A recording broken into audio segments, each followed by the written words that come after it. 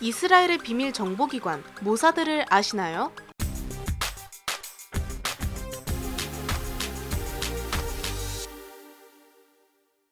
안녕하세요, 지식스토리입니다. 이번에는 이스라엘이 북한을 공격한 사건을 알아볼 텐데요. 그 전에 이스라엘의 정보기관에 대해 파헤쳐보겠습니다.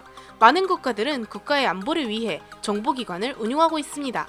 대한제국대의 제국익문서와 상무형이 정보기관의 역할을 수행했습니다. 우리나라는 국가정보원, 국방정보본부, 군사안보지원사령부 등 여러가지 정보기관이 있으며 민간에게 알려지지 않은 정보기관들도 있을 것입니다. 미국에도 우리가 많이 들어본 FBI, CIA가 정보기관에 해당되죠.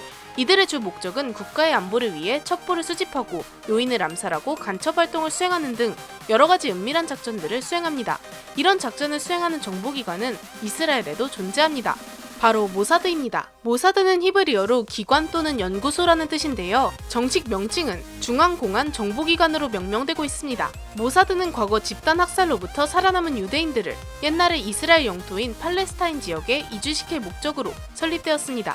모사드는 많은 나라로부터 최강의 정보기관이라고 인정받고 있습니다. 과거 러시아 정보기관의 수장이었던 세르게이 이바노프도 모사드가 세계 최고 중 하나라고 말했습니다. 세계 각지의 중요 인사들로 유대인들이 자리 잡고 있고, 그렇기 때문에 작전을 할 때 도움을 많이 얻고 정보도 쉽게 얻을 수 있습니다. 실제로도 유대인은 정말 많은 곳에서 중요 요직을 점하고 있습니다. 모사드는 세계 곳곳에 모사드의 조력자를 두고 있는데 현재 활동 중인 협조자만 2만 명에 달합니다. 차후 협조자가 될 수 있는 사람은 15,000명으로 어마어마한 규모입니다. 미국에만 16,000명의 잠재적이거나 활동 중인 협조자가 있습니다. 영국에도 4,000명가량의 협조자가 존재한다고 합니다. 모사드는 아랍인들도 포섭해서 활동하고 있습니다. 덕분에 이스라엘과 적대적인 국가인 아랍 국가들의 정보를 수집하는 데에도 매우 유리합니다. 모사드의 로고에 적힌 히브리어 뜻은 지략이 모자라면 백성이 망하고 지략이 뛰어나다면 평안을 누릴 것이다 라고 합니다. 정보의 중요성을 나타내는 말이죠. 모사드는 과거 독일의 전범을 처형하는 일도 수행했습니다. 아르헨티나에 숨어있는 아돌프 아이히만을 이스라엘로 납치해 죗값을 물어 처형했으며 이집트의 로켓 개발을 돕던 나치 출신 독일 과학자도 암살해버렸습니다. 이런 일뿐만 아니라 국가의 보안성을 유지하는 일도 수행했습니다. 런던으로 망명하여 이스라엘 핵 개발을 폭로한 모르데차이 바누누를 이스라엘로 납치해 종신형을 선고했습니다. 아르헨티나, 영국, 미국, 프랑스, 이집트를 가리지 않고 전 세계를 작전 범위에 두고 활동하고 있죠. 이들에게는 큰 규칙들이 있습니다. 첫째, 이스라엘의 적을 끝까지 추적해 제거한다.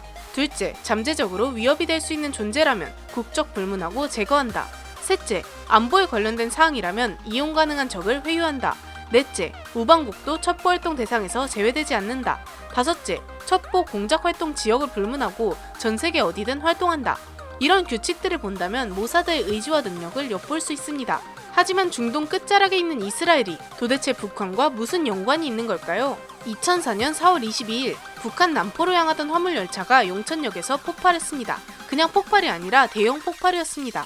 주변에 7,000에서 8,000채의 집이 파괴되어 버렸고 1,000명이 넘는 사상자가 발생했습니다. 김정일은 자신을 암살하려 했다고 말하며 당시의 북한 내각 철도상인 김용삼을 처형했습니다. 그런데 이렇게 큰 폭발을 일으킨 것이 바로 이스라엘이었습니다. 이스라엘은 시리아를 비롯해서 주변의 아랍 국가들과 사이가 너무나도 좋지 않았습니다. 그런데 이 눈엣 가시인 시리아와 북한이 사이가 좋은 것이었습니다. 그 기차에는 시리아에서 온 핵 연구자가 14명 있었습니다. 사고로 14명 전원 사망했죠. 이스라엘과 사이가 좋지 않은 시리아가 핵무기를 개발하는 것은 이스라엘에게 절대 두고 볼 수 없는 상황이었습니다. 그런데 북한에 시리아 핵무기 개발자가 있었다는 건 북한에게서 핵기술을 이전받았다는 말이겠죠. 실제 2년 뒤에 북한은 1차 핵실험을 강행했습니다. 완전히 증명된 이야기는 아니지만 이 사건은 이스라엘이 일으켰다는 주장이 신빙성이 높습니다. 이후에도 시리아의 많은 인물들이 북한을 방문했고 이를 꾸준히 이스라엘이 추적하게 되었습니다. 2007년에는 1700톤급 화물선 한 척이 시리아의 타르투스항으로 들어가게 되었습니다. 그 뒤 화물선의 상자들이 시리아의 군용 트럭에 실렸습니다. 이 화물선은 인천항에서 출발한 대한민국 국적의 선박이었지만 이건 전부 서류상의 위조였습니다. 실제로는 북한 남포항에서 출발한 배였죠. 그리고 이 상자 안에는 플루토늄이 들어있었습니다. 모사드는 이 사실을 알아냈고 이스라엘 공군은 플루토늄이 향한 곳으로 추정되는 시리아의 핵시설을 공습했습니다. 이를 계기로 이스라엘은 북한에 대한 감시 체제를 강화시켰고 우리나라의 국정원과도 긴밀한 관계를 맺고 있다고 합니다.